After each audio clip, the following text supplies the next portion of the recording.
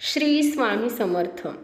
नमस्कार. पुन्हा एकदा तुमच्या सर्वांचे आपल्या चॅनलमध्ये खूप खूप स्वागत आहे. स्वामी महाराजांच्या कृपेने तुमच्या आयुष्यामधले सर्व दुःख दूर हो आणि तुमच्या सर्व चांगल्या इच्छा पूर्ण हो, हीच मी स्वामी महाराजांच्या चरणी प्रार्थना करते आणि आजच्या व्हिडिओला सुरुवात करते. तर अर्थातच आजचा व्हिडिओ आपला आहे की 26 डिसेंबरला दत्त जयंती आहे आणि पौर्णिमा पण आहे.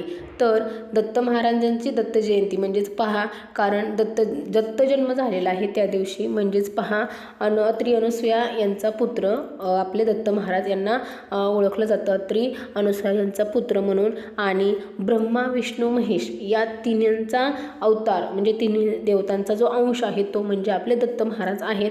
हे आपण प्रत्येक फोटोमध्ये पाहत असतो. पहा की ब्रह्म विष्णू महेश यांचा जो अंश आहे तो म्हणजे दत्त महाराज आहेत, कारण दत्त महाराजांमध्ये या तिन्ही देवता सामावलेल्या आहेत.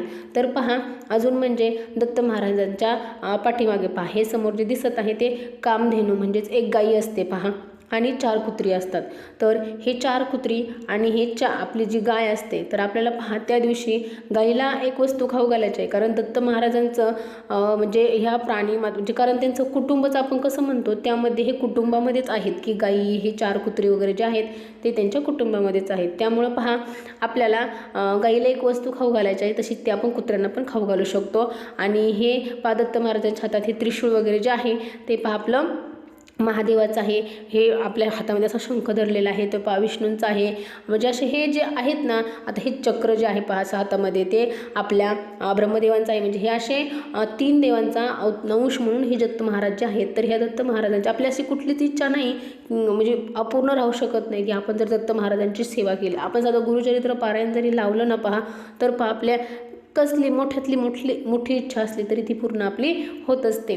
तर पहा आपल्याला अशाच या दत्त जयंतीच्या दिवशी आपल्या मनातील सर्व चांगल्या इच्छा पूर्ण होण्यासाठी किंवा आपल्या आयुष्यामध्ये जो काही दारिद्र्य जे आहे ते नष्ट होण्यासाठी आपल्याला एक वस्तू आपल्याला गाईला खाऊ घालायची आहे.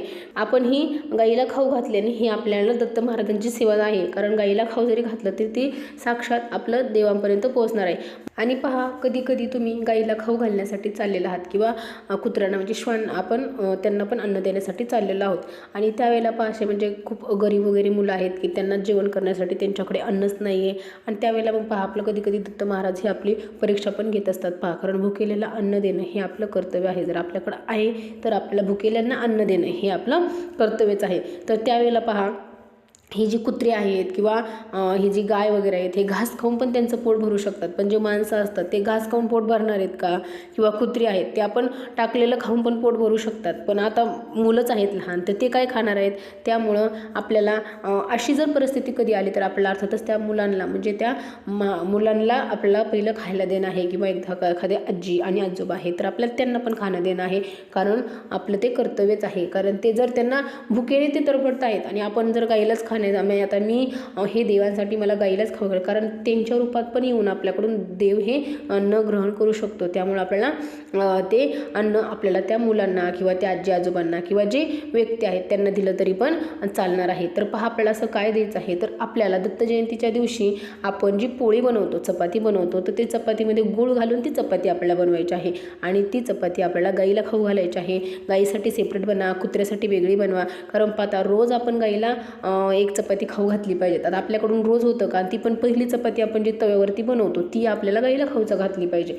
तर आपल्याकडून तसं होतं का? तर नाही. मग अशा एक असे एक दिवस असतात त्या दिवशी आपण जरी घातलं आपलं म्हणजे असे सणावाराला वगैरे तरी पण आपल्याकडून चालणार आहे, कारण रोज आपल्याकडून नेहमी या गोष्टी होत नाहीत.